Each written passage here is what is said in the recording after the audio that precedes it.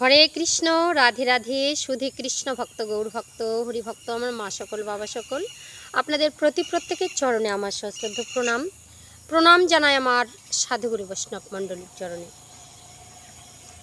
Online উপস্থিত যত আমার দাদা মায়েরা, ভক্ত শ্রোতা, সাধুজনা, গুণীজনা যারা রয়েছেন, আপনাদের প্রত্যেকের চরণে সহস্র কোটি প্রণাম। বলুন আপনারা কেমন আছেন? আশা করি প্রাণ গোবিন্দ রাধারানীর কৃপায় সকলেই ভালো আছেন। তো আমিও আপনাদের আশীর্বাদ ভালোবাসায় বাবা খুব ভালো আছি। তো আজকে আপনাদের সামনে যে পালা প্রসঙ্গে আমি বর্ণন করতে চলেছি, যে ভক্তমাল চরিত থেকে, তো যত ভক্ত চরিত্র আপনারা শ্রবণ করবেন, মনের গ্রন্থিগুলোর মোচন হবে, চৈতন্য ভাব আসবে আমাদের মনে, যে লোকে এত কিছু করছে, আমরা কি করছি। হিংসা দূরে যাবে বাবা। তো তার সন্ধানে ছোটার একটা নেশা জন্ম হবে যদি আমরা ভক্ত চরিত্র শ্রবণ করি। তো ভগবান তো বলেছেনই যে ভক্ত আমার মাতা পিতা, ভক্ত আমার গুরু, তাই তো ভক্ত নাম রেখেছে বাঞ্ছা কল্পতরু, পতিত পাবনও নাম রেখেছে। ভগবানের দয়া পাওয়া যায়, সেই জিনিসটা আমাদের হৃদয় মন্দিরে আসে ভক্ত সঙ্গ করলে, ভক্ত চরিত যদি শ্রবণ করা যায়। তো ভক্তমাল চরিত যদি আপনার গৃহে না থাকে, তো একটা কিনে নিলে আপনার জ্ঞানের ভাব অবশ্যই উদয় হবে। তো যাই হোক, আমি ছোট মুখে, এই পাপির মুখে কৃষ্ণ কথা, হরি কথা, ভক্ত চরিত্র কথা আপনারা শ্রবণ করছেন। জানি না কত ভুল করে যাচ্ছি, তবে এই দুটি হাত করজোড় করে আপনাদের কাছে ক্ষমা প্রার্থী, যে ভিডিওর ভাব ভাষা কথা বলায় যদি আমার ভুল হয়ে যায় বাবা, আপনাদের চরণ পদ্মে আপনারা একটু দয়া করে, কৃপা করে আমাকে একটু ঠাঁই দেবেন।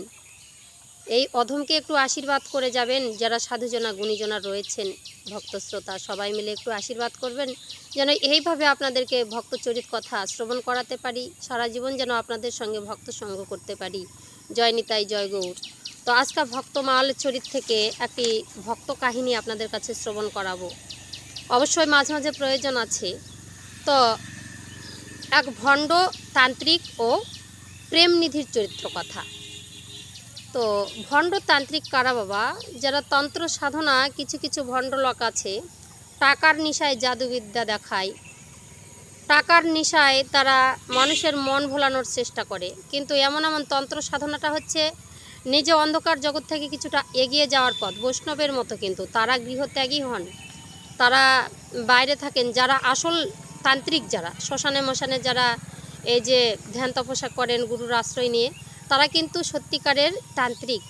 আর যারা বাবা ভণ্ড তান্ত্রিক, তারা কিছু না কিছু ওই সেখান থেকে কালোবিদ্যা, জাদুবিদ্যাগুলো শিখে এসে মানুষকে টেজিকের ভিতর দিয়ে মানুষের মন আকর্ষণ করে টাকা পয়সার লোভে, যাকে আমরা ভণ্ড তান্ত্রিক বলছি। আর প্রেমনিধির চরিত্র, তো প্রেমনিধি ভক্ত ছিলেন, কার ভক্ত ছিলেন না? রামানুচার্যের ভক্ত বা শিষ্য ছিলেন। তো ওনারই এই দুজনের কথোপকথন বলবো। তো দুটি নিয়ম আমাদের জীবনে বাধা আছে। যারা ভক্ত তাদেরকে দেখলে বোঝা যায়, যারা চোর তাদেরকে নয়ন দেখলে বোঝা যায় বাবা। মধুর কৃষ্ণ প্রেম যার অন্তরে লেগেছে, নয়ন দেখলে যাইছে না।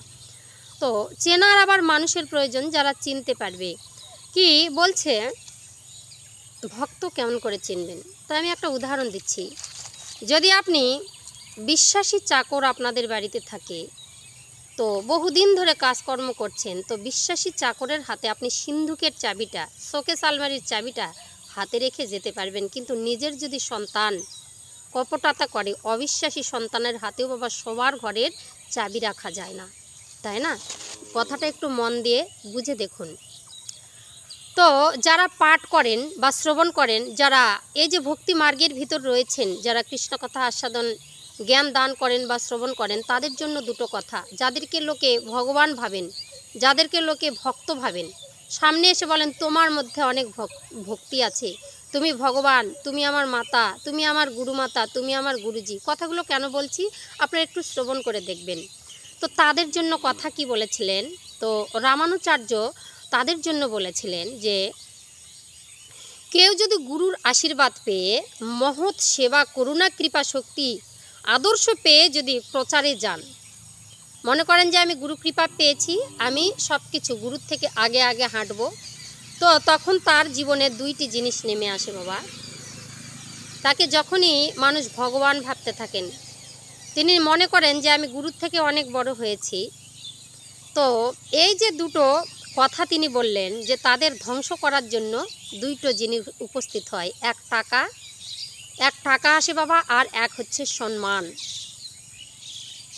এসে আসুন আসুন, আপনার কথাগুলো খুব ভালো লাগছে, আপনি আমার গুরুমাতা, আপনি আমার গুরুজি। তো এমন এমন টাকা ছুঁড়ে দেয় তাদের আসরের দিকে, যে পাঠকের দিকে টাকার লোভ দেখায় যে এত টাকা দেবো, এত টাকা দেবো, আপনি এখানে আসুন, ওখানে আসুন। এই যে ব্যবসাতে পরিণত হয়ে যায় যখন ওই ভক্ত গুরু কৃপা পেয়ে ব্যবসা টাকার পিছনে ছোটেন, বা বলেছেন যদি হচ্ছে খুব সম্মান করতে থাকে লোকে, তাহলে এই দুটি আপনার অবনতির পথ। আপনি এতদিন থেকে যা জ্ঞান অর্জন করেছেন সব কিছু ধ্বংস হয়ে যেতে এক নিমিষও লাগবে না। এই টাকা আর হচ্ছে সম্মান তাদেরকে বেশি বেশি করবে। যারা পাঠক আছেন, যারা ভক্ত আছেন, তারা একটু শ্রবণ করবেন।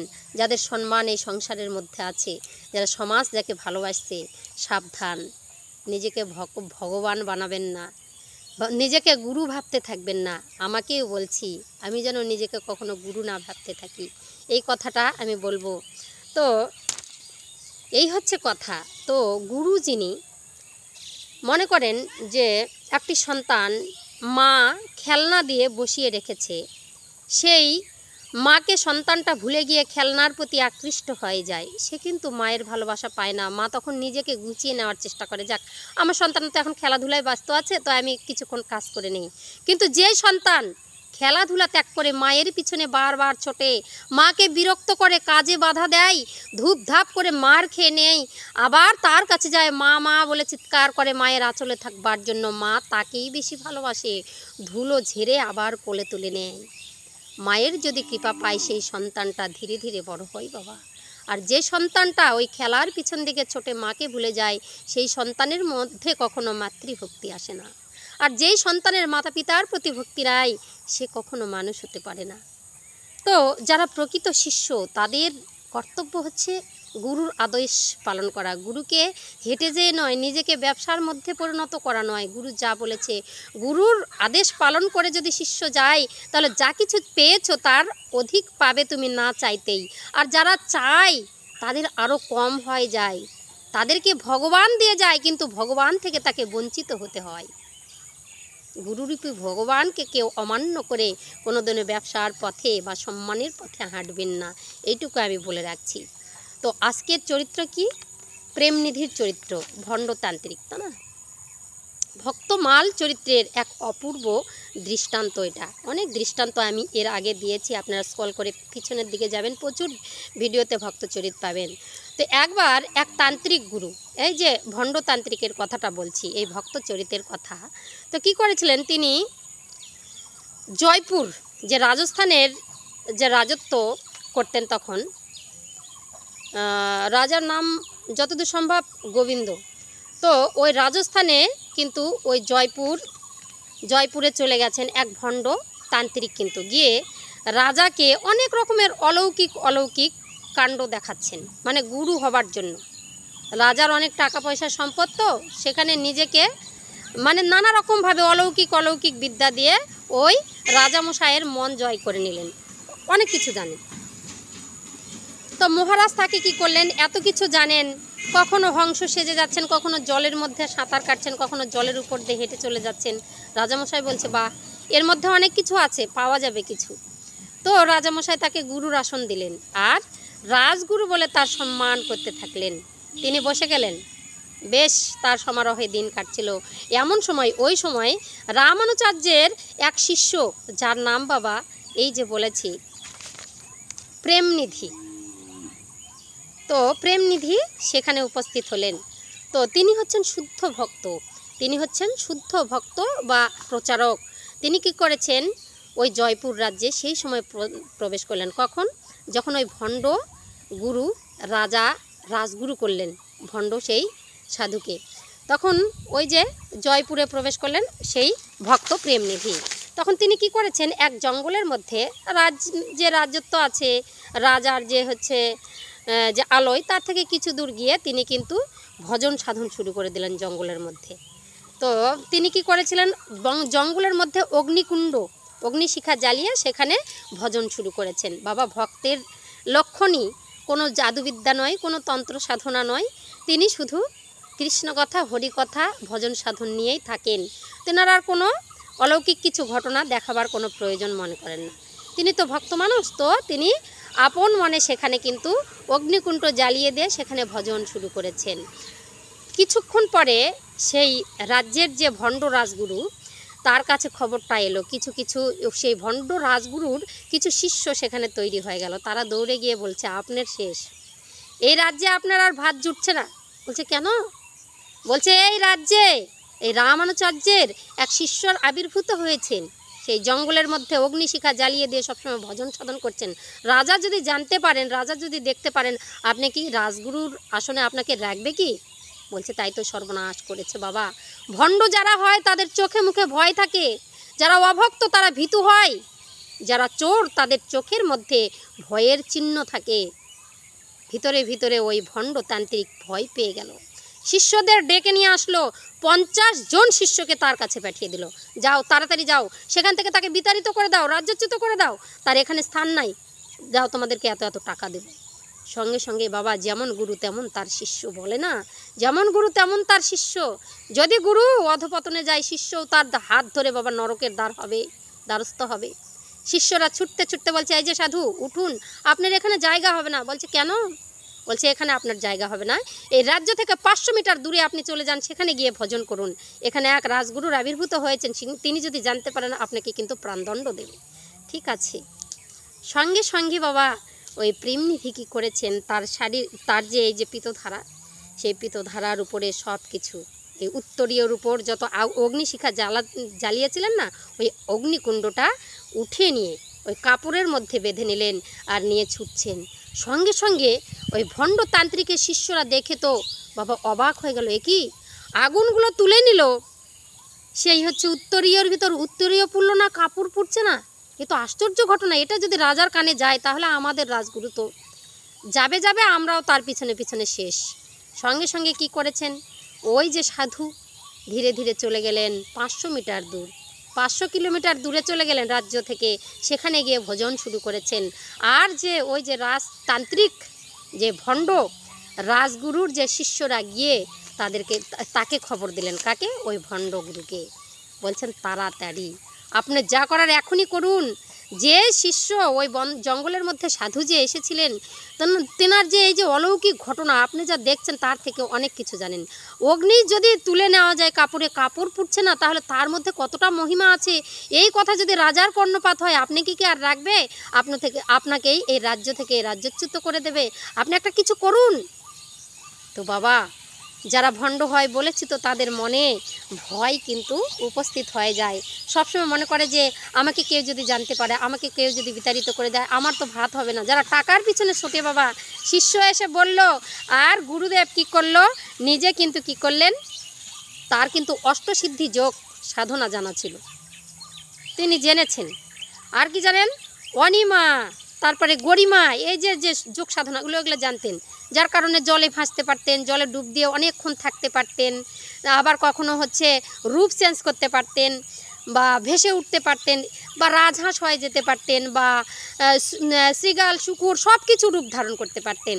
সঙ্গে সঙ্গে কি করেছেন, পরের দিন সকাল হতে হতে তিনি কি করেছেন, ওই ভণ্ডতান্ত্রিক একটা সিংহের রূপ ধরে সেই জঙ্গলের পথে হেঁটেছেন, যেখানে শুদ্ধ সেই ভক্ত বসে ভজন করছিলেন অগ্নিকুণ্ড শিখা জ্বালিয়ে।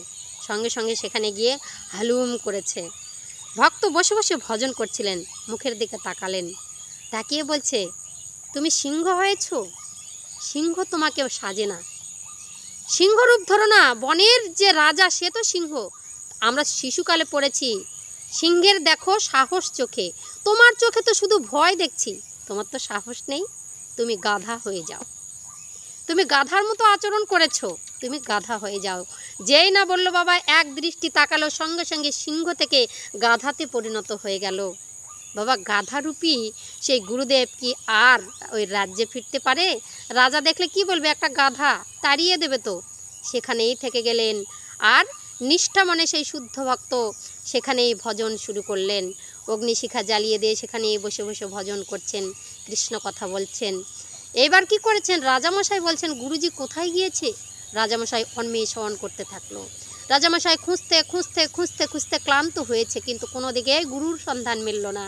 সবাইকে ডেকে ডেকে বলছে, ওগো আমার রাজগুরুকে কেউ দেখেছেন? আমার রাজগুরুর কেউ সন্ধান দিতে পারবেন? শিষ্যরা এক এক করে সবাই জানতে পারলেন শিষ্য বাবা যেমন চতুর, গুরুও তেমন চতুর। আর এখানে এসে বলছে যদি আমরা গুরুকে না বাঁচাই তাহলে তো আমাদেরও তো ভাত হবে না।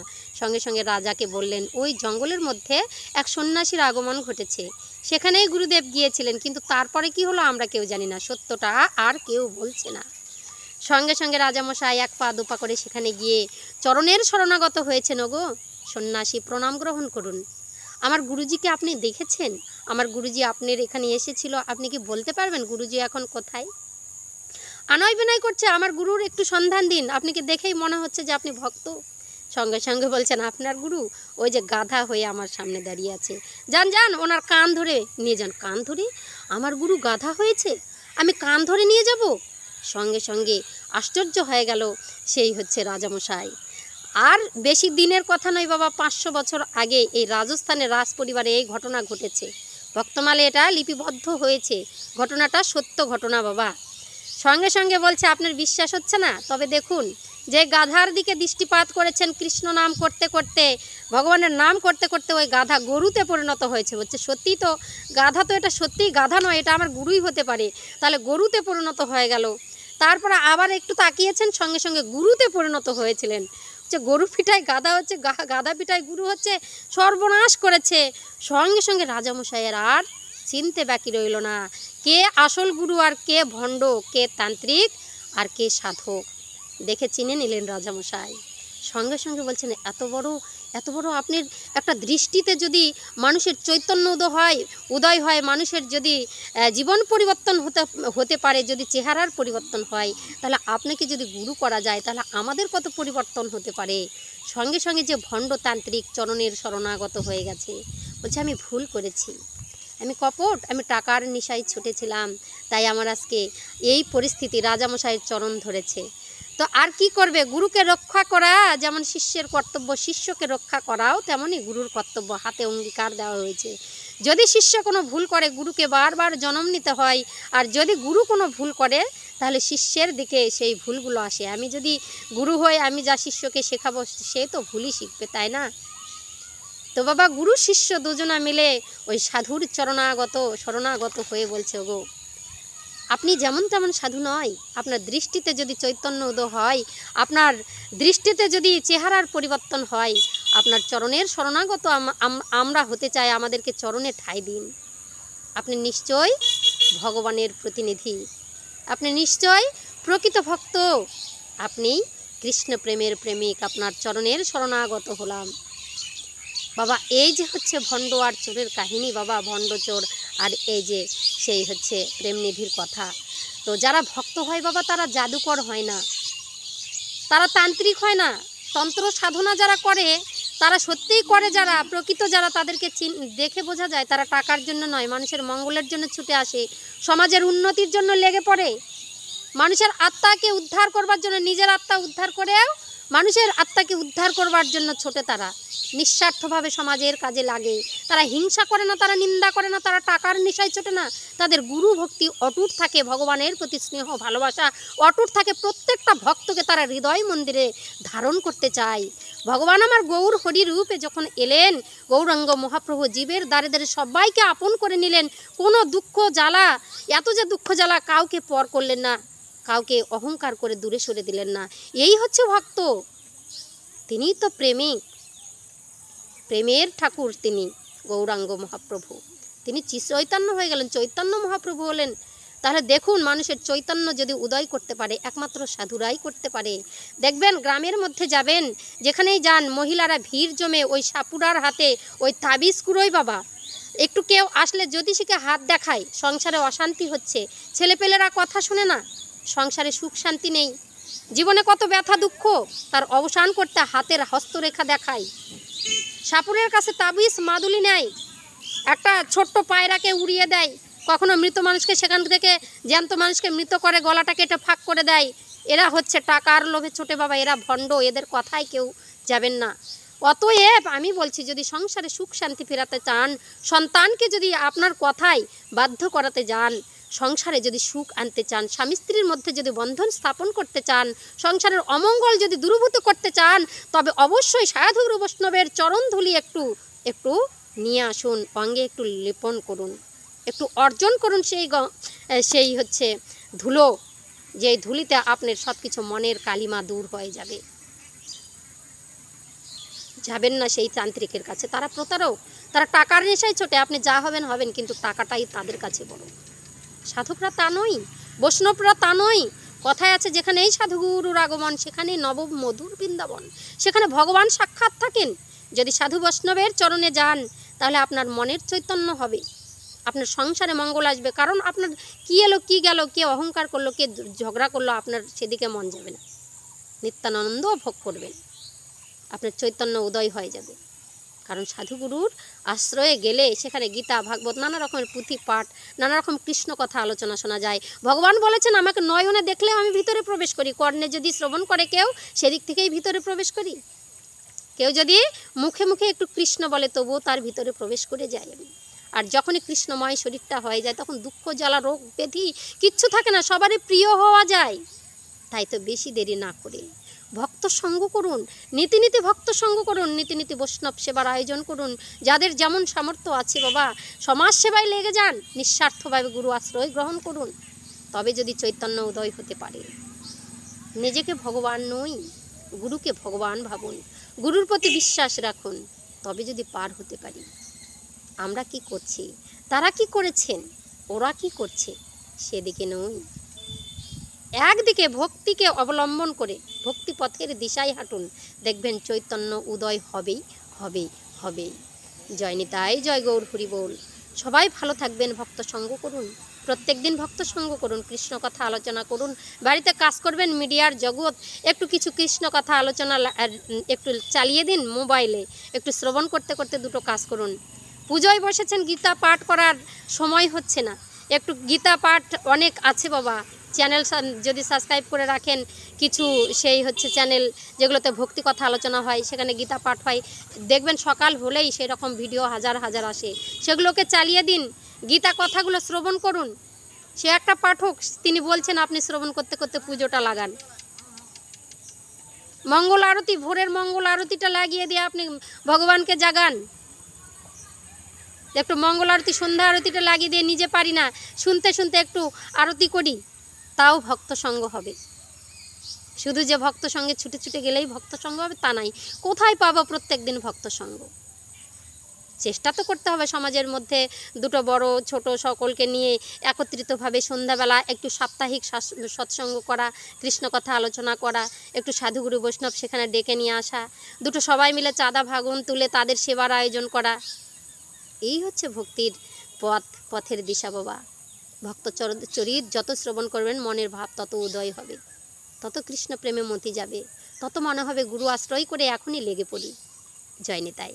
তো এই তো বাবা, সময় চলে যাচ্ছে, আর বেশি দেরি নয়, চলে এসুন আবার সবাই মিলে একসঙ্গে বলি হরে কৃষ্ণ কৃষ্ণ কৃষ্ণ হরে হরে, হরে রাম রাম রাম হরে হরে। জয় শ্রীকৃষ্ণ, রাধে রাধে। গুরু কৃপা হি কেবলম, গুরু কৃপা হি কেবলম, গুরু কৃপা হি কেবলম।